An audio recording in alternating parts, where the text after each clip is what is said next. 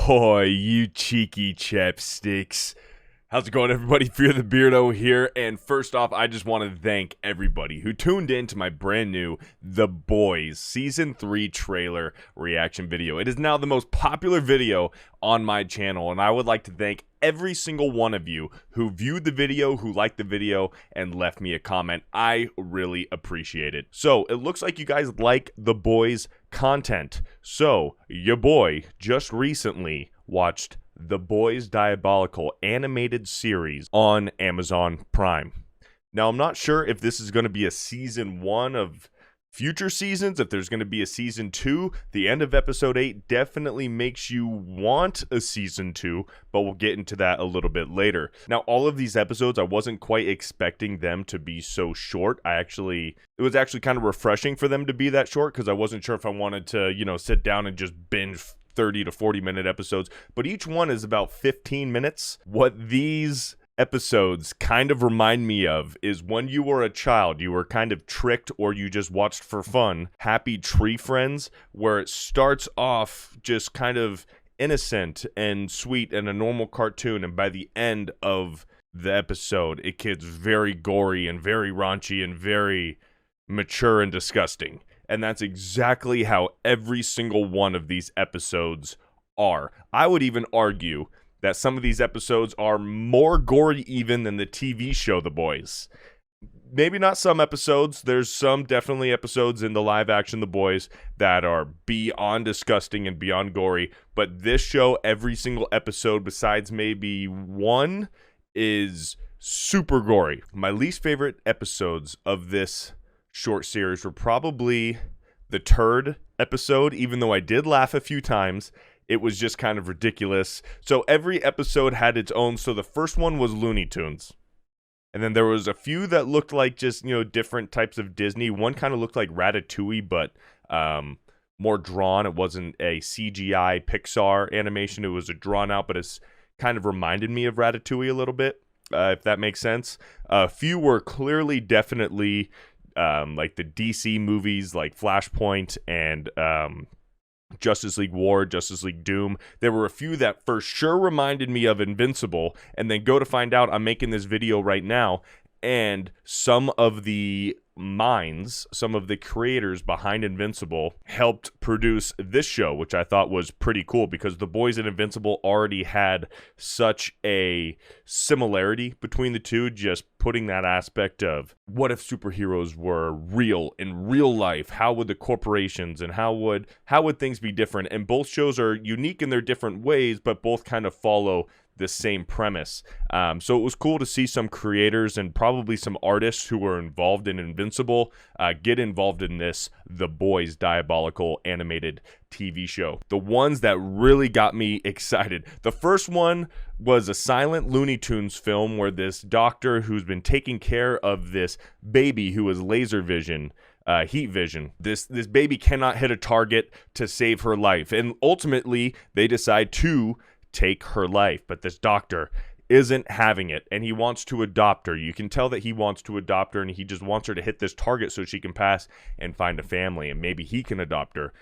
So the whole episode, literally, the episode ends with them kind of being a conjoined superhero. Like wherever he points, that's where she shoots her lasers, and they kill everybody.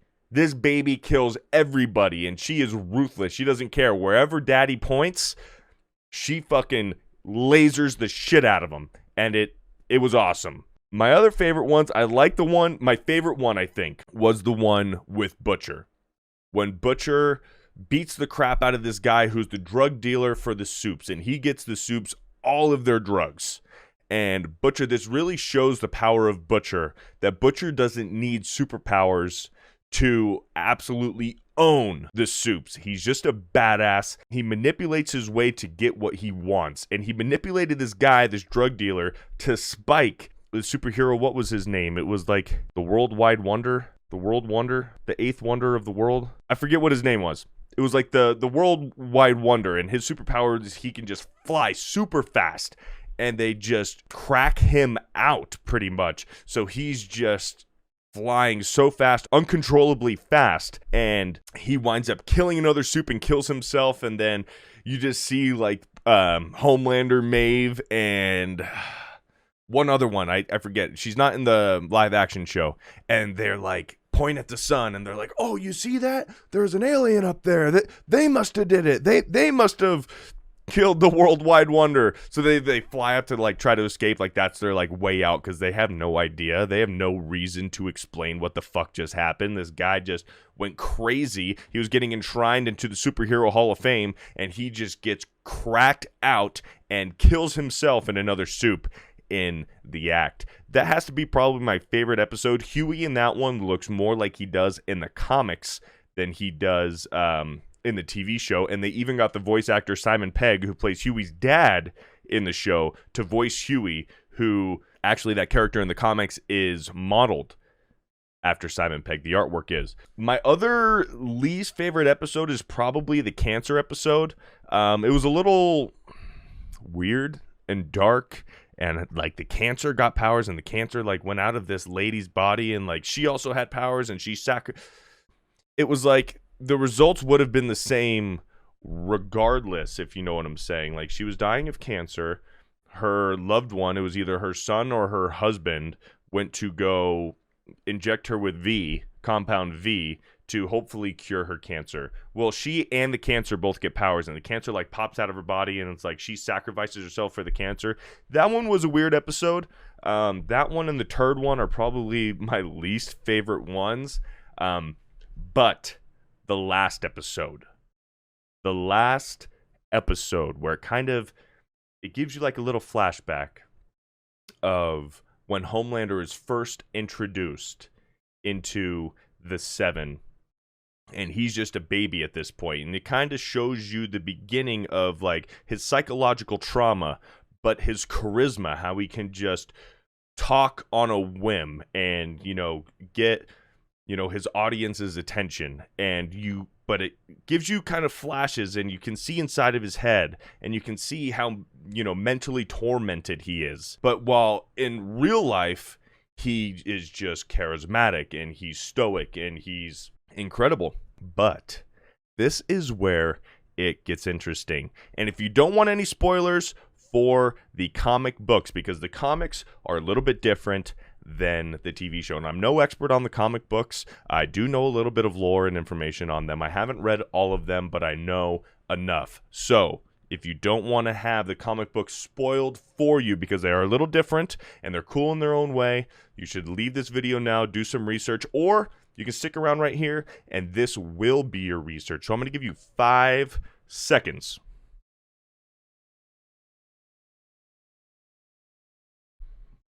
All right, if you're still here, you obviously don't care, or you already know, or you want to find out. So in this episode, they get Black Noir to watch Homelander's every move. He's almost like Homelander's silver bullet.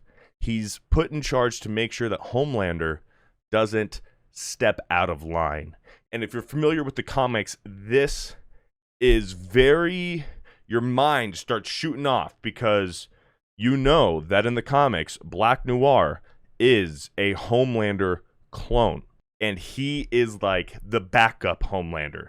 So if you have Homelander, and, if he gets out of line, or if he goes on a murderous tirade, or if he, gets too powerful, you have Black Noir, who is in secret a Homelander clone, a second exact copy of Homelander, whose purpose is to kill the first Homelander and then replace him as the new Homelander. So in this last episode of The Boys Diabolical, we get some very, very jarring hints that could be a possibility in this animated universe. Because Homelander wants to prove himself as a hero, because he thinks that Vought really cherishes Black Noir, and Black Noir is their baby, but Homelander wants to be Vought's baby. So he goes to this hostage situation, and he just starts going crazy, and he's making mistakes, and he winds up killing everybody but one person. And then Black Noir's there. Black Noir shows up, And then Homelander starts going crazy. He starts like fighting Black Noir. But Black Noir never really wants to fight Homelander. He starts running away, but it's because Homelander was attacking him. Black Noir himself never attacked Homelander, but you just see Homelander running after him. All of a sudden at the end, when Homelander's about to kill Black Noir's like, wait, stop. But he's mute. He doesn't say anything. He's just quiet. And then he pulls out a notebook, a notepad, and a pen. And then he writes in something, and you do not see it. You do not see what he writes. But he shows it to Homelander, and then all of a sudden the screen cuts, and then it's Homelander in front of the news with Black Noir behind him just saying, oh, the bombs went off and everything. We were too late, but, we were there. We should have been there and everything. And just like, if I'm in charge, this will never happen again. Just like how Homelander always does. But it begs the question, is Black Noir, is he playing kind of both sides? Because Black Noir himself already knows that he might be a Homelander clone, because it's not confirmed in this universe. This is all just speculation. But if Black Noir is a Homelander clone in this cartoon, he already knows that he's a Homelander clone. He might have some kind of, affection, care towards Homelander, almost like a brotherhood. Like, that's his brother. And Homelander, because they both kind of look at each other. And Homelander is talking to Madeline Stillwell at the end. And he goes, Black Noir, he's not that bad. He's not all that you say he is. He's actually a cool guy. It begs the question, man. What if Black Noir in this animated series happens to be a Homelander clone? It sure as heck seemed that way. But The Boys, Diabolical, that's about all I have to say about it. It's been getting mixed reviews. Amazon reviews had like 3 stars, but if you look on the web, a few other places have given it better reviews. I thought it was good. I thought it was probably like a 6.8 out of 10. Not terrible, not bad, entertaining. It's an hour and a half of your time, and it's The Boys content. Some of them have to do with The Boys, and then there's other episodes in the series that have nothing to do with The Boys. Anyways, if you like it, let me know down in the comment section. Like this video. Share this video with a friend who you think would like it. Subscribe to this channel if you're new. And we'll talk to you again soon.